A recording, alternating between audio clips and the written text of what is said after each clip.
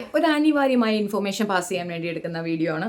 വാസ്തവത്തിൽ ഇത് അനിവാര്യമാണോ എന്നൊന്നും എനിക്കറിയത്തില്ല. എന്നെ മനസ്സിലാകുന്നവർക്ക് മനസ്സിലാകും, മനസ്സിലാകാത്തവരെ നിർബന്ധിച്ച് നിങ്ങൾ എന്നെ മനസ്സിലാക്കൂ എന്ന് നിർബന്ധം പിടിക്കാനൊന്നും എനിക്കാകത്തില്ല. ഞാൻ ആരുടെയും PR വർക്ക് ഏറ്റെടുത്തിട്ടില്ല. എനിക്ക് അങ്ങനെ ഒരു PR ആകേണ്ട ആവശ്യമില്ല. ഞാൻ പറഞ്ഞല്ലോ, എനിക്ക് അത്യാവശ്യം നല്ല രീതിയിൽ പേയ്മെൻറ്റ് യൂട്യൂബ് തരുന്നുണ്ട്. ഈ ഇത്ര വ്യൂവേ ഉള്ളൂ, അതുകൊണ്ട് എനിക്ക് വരുമാനമില്ല എന്ന് നിങ്ങൾ തെറ്റിദ്ധരിക്കരുത്. എനിക്ക് അത്യാവശ്യം നല്ല രീതിയിൽ വരുമാനം ഉണ്ട് യൂട്യൂബിൽ നിന്ന് തന്നെ. പിന്നെ എനിക്കൊരു PR വർക്ക് ഏറ്റെടുത്ത് ചെയ്യേണ്ട കാര്യമില്ല. എനിക്ക് ബോധ്യപ്പെട്ട കാര്യങ്ങളെ പറയാറുള്ളൂ എൻ്റെ ചാനലിൽ കൂടെ. അല്ലാതെ ആർക്കെങ്കിലും വേണ്ടിയിട്ട് എന്തെങ്കിലുമൊക്കെ പറയുന്ന പരിപാടി എനിക്കില്ല. സപ്പോർട്ടീവായിട്ട് ആരെങ്കിലുമൊക്കെ നിൽക്കുന്നുണ്ടെങ്കിൽ അവരെന്തെങ്കിലും രീതിയിൽ സ്നേഹസമ്മാനങ്ങൾ തന്നാൽ വാങ്ങാറുണ്ട് എന്നുള്ളത് വാസ്തവം. അതുമല്ല കമ്മലോ പൊട്ടുപൊടിയോ സ്വർണ്ണമല്ല കെട്ടിയത്, ഇതുപോലുള്ള സാധനങ്ങളൊക്കെ ഇതൊക്കെ കൊണ്ടുതരാറുണ്ട്, ഞാൻ വാങ്ങാറുണ്ട്. എനിക്ക് വളരെ സന്തോഷമാണ്. അതല്ലാതെ PR പണി ഏറ്റെടുത്ത് ഞാനൊന്നും ചെയ്തിട്ടില്ല.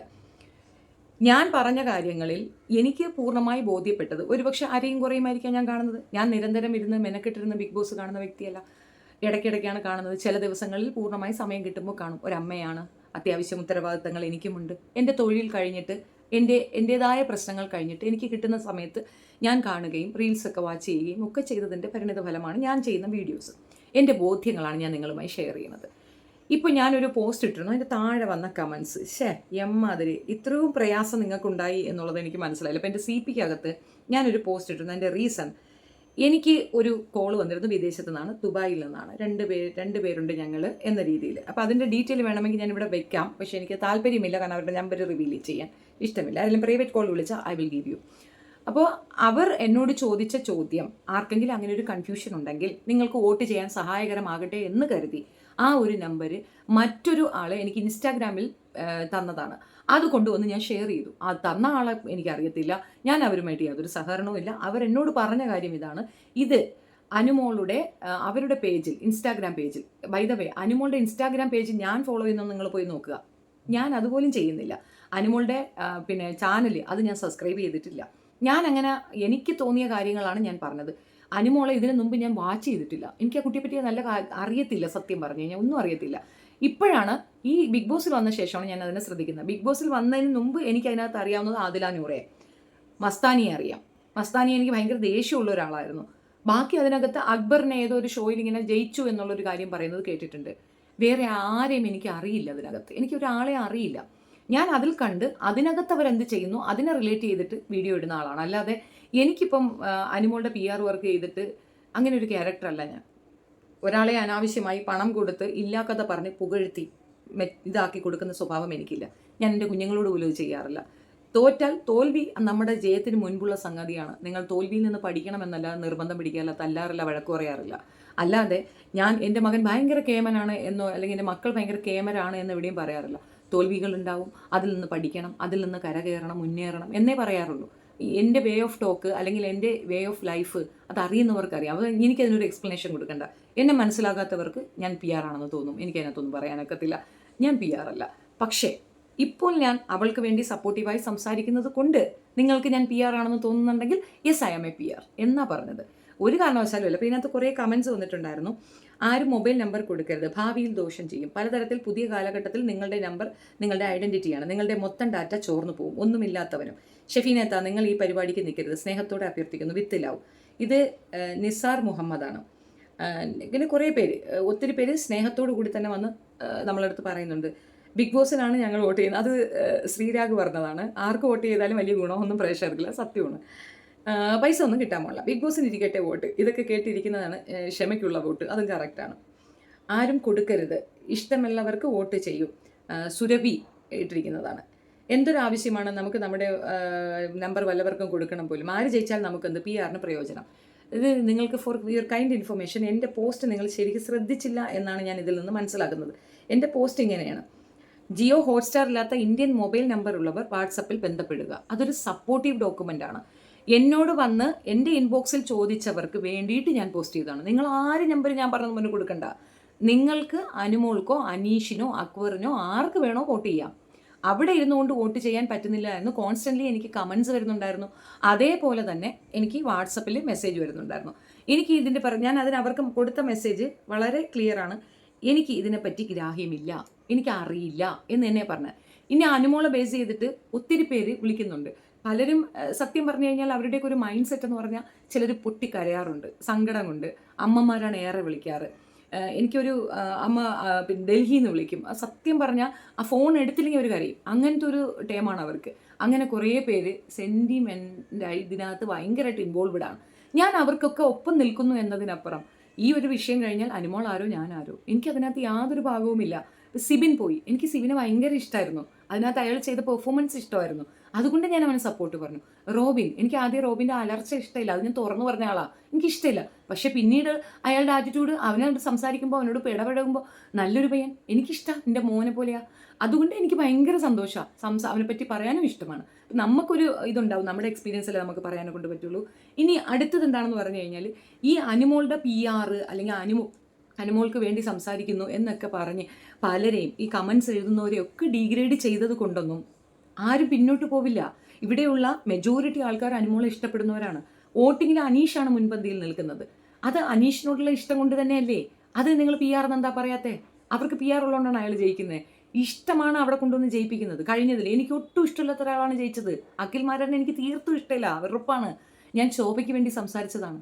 എന്തുമാത്രം പറഞ്ഞു. ശോഭയ്ക്ക് വേണ്ടി ഞാൻ കേസ് വരെ കൊടുത്ത വ്യക്തിയാണ്. കാരണം ശോഭയെ അഖിൽമാരാർ അതിനകത്തിട്ട് ടോർച്ചർ ചെയ്യുന്നത്. എന്നിട്ട് ശോഭ പുറത്തിറങ്ങി ഒരു കോൾ പോലും എന്നെ വിളിച്ചിട്ടില്ല, ഒരു മെസ്സേജ് പോലും, താങ്ക്സ് പോലും പറഞ്ഞിട്ടില്ല. ഇതൊന്നും ഞാൻ ഒന്നും എക്സ്പെക്ട് ചെയ്ത് ചെയ്യുന്നതല്ല. ഇത് എനിക്ക് എൻ്റെ മനസ്സമാധാനത്തിന് എനിക്ക് കണ്ടപ്പോൾ പറയണമെന്ന് തോന്നിയ കാര്യങ്ങൾ, എൻ്റെ പ്രേക്ഷകർക്ക് ഇഷ്ടപ്പെടുന്ന കാര്യം ഞാൻ ഷെയർ ചെയ്യുന്നു എന്നതിനപ്പുറം എനിക്കിതിനകത്ത് ഒരു PR വർക്കും ഞാൻ അങ്ങനെ PRന് വേണ്ടി തലകുമ്പിട്ട് കൊടുക്കുന്ന ആളല്ല.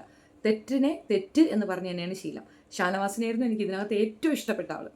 ഓപ്പൺലി അനുമോളെക്കാൾ ഒരു പടി മുന്നിൽ ഞാൻ ഷാനവാസിനെ കണ്ടിരുന്നു. ഷാനവാസിൻ്റെ ആ പേഴ്സണാലിറ്റി എനിക്ക് ഭയങ്കര ഇഷ്ടപ്പെട്ടു, ഒരുപാട് ഇഷ്ടപ്പെട്ടു. പക്ഷേ ഷാനവാസ് തിരിഞ്ഞു മാറി അതിൽ നിന്ന് വഴുതി പോകുന്നുണ്ടപ്പോൾ ഞാൻ മറിച്ച് പറഞ്ഞിട്ടുണ്ട്. എനിക്കിഷ്ടപ്പെട്ടില്ല, ഞാൻ പറഞ്ഞു. ഇന്നലെ ഷാനവാസ് നല്ലത് ചെയ്തു, ഞാൻ നല്ലത് പറഞ്ഞു. ഞാൻ അങ്ങനെയാണ്. നല്ലത് കണ്ടാൽ നല്ലതെന്നും ചീത്തയാണെങ്കിൽ ചീത്തയെന്നും പറയും. ഔട്ട് സ്പോക്കൺ ആണെന്ന് പലരും പറയാറുണ്ട്. Yes, I am. ഞാൻ എന്നിലൂടെയാണ് അനുമോളെ കാണുന്നത്. എനിക്കിതുപോലെ അനുഭവങ്ങൾ ഒരുപാടുണ്ടായിട്ടുണ്ട്. എൻ്റെ ചില അഭിപ്രായ പ്രകടനങ്ങൾ, ചില രീതിയിലുള്ള നിലപാടുകൾ കാരണം എൻ്റെ സുഹൃത്തുക്കൾക്ക് എന്നോട് ദേഷ്യം വരാറുണ്ട്. അസൂയ മൂലം എന്നെ ഒരുപാട് ഉപദ്രവിച്ച ഒരുപാട് പേരുണ്ട്. അതിൽ പലരും എനിക്ക് ഏറ്റവും പ്രിയപ്പെട്ടവരായിരുന്നു. എന്നെ ഏറ്റവും സ്നേഹിക്കുന്നത് ഞാൻ തെറ്റിദ്ധരിച്ചിരുന്നവരാണ് എന്നിലോട് അസൂയ കൊണ്ട് പറഞ്ഞിട്ടുള്ളത്. വേണമെങ്കിൽ ഒരു എക്സാമ്പിൾ പറയാം. ഞാൻ കുറച്ച് ക്യാഷൊക്കെ സെറ്റ് ചെയ്ത് 2-3 കമ്പനിയൊക്കെ ഇട്ടിട്ടിരിക്കുന്ന സമയത്ത് എൻ്റെ ഒരു കസിൻ വന്നിരുന്നു. ഞാൻ അവർക്ക് അവരുടെ ബുദ്ധിമുട്ട് കൊണ്ട് തന്നെ അവർക്ക് ഞാൻ എൻ്റെ കമ്പനിയിൽ മാനേജർ പോസ്റ്റ് കൊടുത്തു. എഡ്യൂക്കേഷൻ ഒന്നുമില്ല, അത്രയൊന്നുമില്ല, +2 വരെ ഉള്ളൂ. പക്ഷേ ഞാൻ മാനേജർ പോസ്റ്റ് കൊടുത്തു, ബിക്കോസ് അതിൻ്റെ റിലേറ്റീവ് ആണല്ലോ എന്നുള്ളത്. പക്ഷേ ഞാൻ എൻട്രി ചെയ്യുമ്പോൾ എൻ്റെ സ്റ്റാഫുകൾ എന്നോട് കാണിക്കുന്ന ഒരു റെസ്പെക്റ്റ് അവരോട് കാണിച്ചില്ല എന്നൊരൊറ്റ കാരണം പറഞ്ഞുകൊണ്ട് മോശം പറഞ്ഞ് എന്തൊക്കെയോ കുറേ പറഞ്ഞ് ആ ജോലി റിസൈൻ ചെയ്ത് പോകുമ്പോൾ എനിക്ക് ഉണ്ടായിരുന്ന കുറേ കോൺട്രാക്ട്സ്, അതായത് എനിക്ക് കോൺട്രാക്റ്റ് ഉണ്ടല്ലോ, ആ കോൺട്രാക്ട്സ് ഉൾപ്പെടെ എടുത്തുകൊണ്ട് പോവുക മാത്രമല്ല എന്നെ ചെയ്യാവുന്ന മാക്സിമം ചെയ്തിട്ട് ഇറങ്ങിപ്പോയത്. ഞാൻ പതറി പണ്ടാരടങ്ങി, ഇതെന്താ സംഭവിക്കുന്നത്, എന്തിനാ എന്നെ അങ്ങനെ ചെയ്തേ, പിന്നെ എന്താണ് നിനക്ക് മാത്രം ഒരു പ്രിവിലേജ് അവിടെയുള്ളവർ കൽപ്പിക്കുന്നത്? That is called common sense. ഞാൻ എൻ്റെ വിയർപ്പിൽ കഷ്ടപ്പെട്ട് വയറുമുറുക്കി ചേർത്ത് വെച്ച് പണം കൊണ്ടുണ്ടാക്കിയ സ്ഥാപനമാണ്. എൻ്റെ സ്റ്റാഫുകൾ എന്നെയാണ് കണ്ടത്. ഞാൻ പൈസയ്ക്ക് വാങ്ങിക്കുക ഒന്നും ചെയ്യാതെ ഒത്തിരി അലവൻസ് ഒക്കെ കൊടുത്ത് ചേർത്ത് നിർത്തുന്ന എൻ്റെ സ്റ്റാഫുകൾ എന്നെ റെസ്പെക്ട് ചെയ്യാതെ പിന്നെ വേറെ ആരെ റെസ്പെക്ട് ചെയ്യും? മാനേജർക്ക് മാനേജറുടെ റെസ്പെക്റ്റ് അല്ലേ കിട്ടുള്ളൂ, അതിൻ്റെ ഓണർക്ക് ഓണറുടേതായ റെസ്പെക്റ്റ് കിട്ടത്തില്ലേ? ഈ ഒരു പ്രോബ്ലം ഞാൻ പിന്നെ അത് സോൾവ് ചെയ്യാനേ പോയിട്ടില്ല. മിണ്ടാൻ വന്നിട്ടില്ല, മിണ്ടിയിട്ടില്ല. ഒത്തിരി കാലങ്ങളായി ആ ദേഷ്യം നടക്കുന്നു. അവർ സ്വയം കണ്ണാടിയുടെ മുമ്പിൽ നിന്ന് നോക്കിയാൽ തീരാവുന്ന പ്രോബ്ലമാണ്.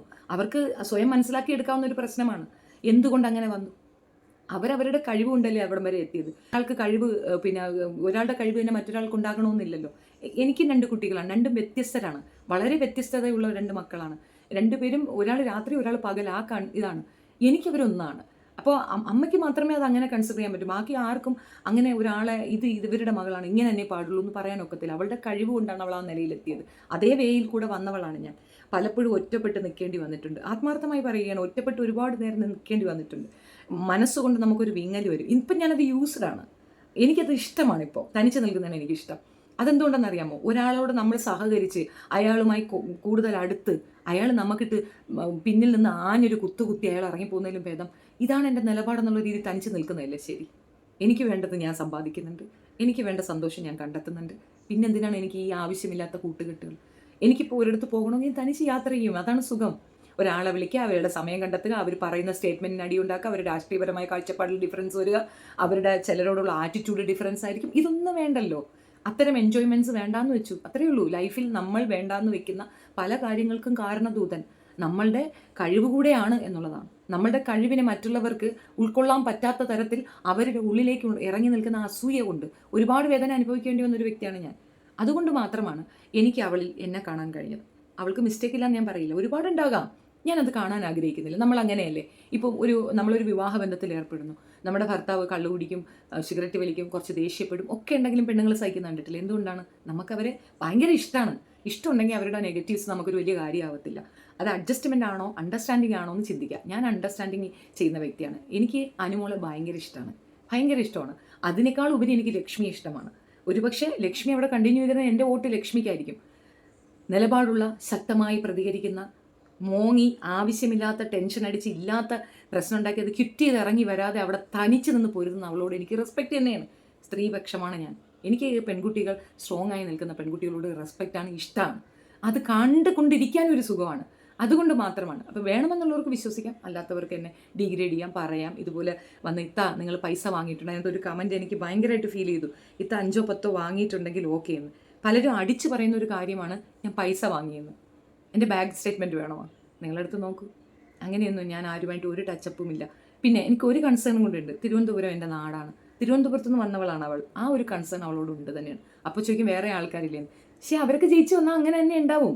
ഇവിടെ ഒരു സർവൈവൽ ടാസ്ക്കാണ് ഈ ബിഗ് ബോസ് എന്ന് പറയുന്നത്. അവിടെ സർവൈവ് ചെയ്ത് മുന്നേറി വന്ന ഒരു സ്ത്രീയാണത്. ആ പരിഗണന എനിക്ക് അവൾക്ക് കൊടുക്കേണ്ടി വരത്തില്ലേ? അതേ ചെയ്തുള്ളൂ. ഇഷ്ടമുള്ളവർക്ക് വിശ്വസിക്കാം, അല്ലാത്തവർക്ക് നീങ്ങി നിൽക്കാം. എന്തായാലും 3 ദിവസം കൂടെ, അതിനപ്പുറം ബിഗ് ബോസ് എന്നൊരു ടോപ്പിക്ക് നമുക്ക് ഉണ്ടാവത്തില്ലല്ലോ. ഞാൻ എൻ്റെ സബ്ജക്റ്റുമായി ചുരുങ്ങും. പക്ഷേ ഈ വിഷയത്തിൽ അനുമോൾക്കൊപ്പം തന്നെയാണ് എൻ്റെ വോട്ട്. എൻ്റെ കുട്ടികളുടെ ഫോണിൽ നിന്ന് ഉൾപ്പെടെയുള്ള വോട്ട് ഞാൻ അനുമോൾക്ക് തന്നെയാണ് കൊടുത്തിട്ടുള്ളത്, തുടരുകയും ചെയ്യും. വളരെ നീതി നിഷേധങ്ങൾ അതിനകത്ത് നടന്നിട്ടുണ്ട്. അത് ഞാൻ സാക്ഷ്യമാണ്. എനിക്ക് മനസ്സിലായതാണ്. ഞാൻ വേറെ ആരുമായിട്ട് കോൺടാക്ട് ചെയ്ത് നിങ്ങൾ എൻ്റെ ഫോണോ എന്ത് വേണം ചെക്ക് ചെയ്യും. 1 രൂപ പൈസ അവിടെ നിന്ന് എന്തെങ്കിലും വന്നതായിട്ട് കാണിച്ചു തരാമെങ്കിലും ഓക്കെ. ഇപ്പോഴും ഞാൻ പറയുന്നു, ഞാൻ സാറ്റിസ്ഫൈഡ് ആണ്. എനിക്ക് കിട്ടുന്ന ഇൻകത്തിൽ പരിമിതമായ ജീവിതത്തിൽ ജീവിക്കാൻ അറിയുന്നവളാണ്. ആർഭാടം കാണിച്ച് ദൂർത്തടിച്ച് പണം ഇല്ലാതാക്കിയ ശേഷം ഇരുന്ന് മോങ്ങുന്നവളല്ല. കടബാധ്യതകൾ തീർക്കാൻ ഓടി നടക്കുന്നവളുമാണ്. പക്ഷേ അത് ഇതുപോലെയുള്ള ഒരു എന്താ പറയണേ, കോംപ്രമൈസിൽ ഞാൻ തീർക്കില്ല. എന്നെക്കൊണ്ട് പറ്റുന്നപ്പോൾ ഞാൻ തീർക്കും, സ്ലോലിയേ തീർക്കുള്ളൂ. അങ്ങനെ മതി. ഒരു കോംപ്രമൈസ് ചെയ്ത് എനിക്ക് എൻ്റെ കടബാധ്യതകൾ തീർക്കേണ്ട. നന്ദി.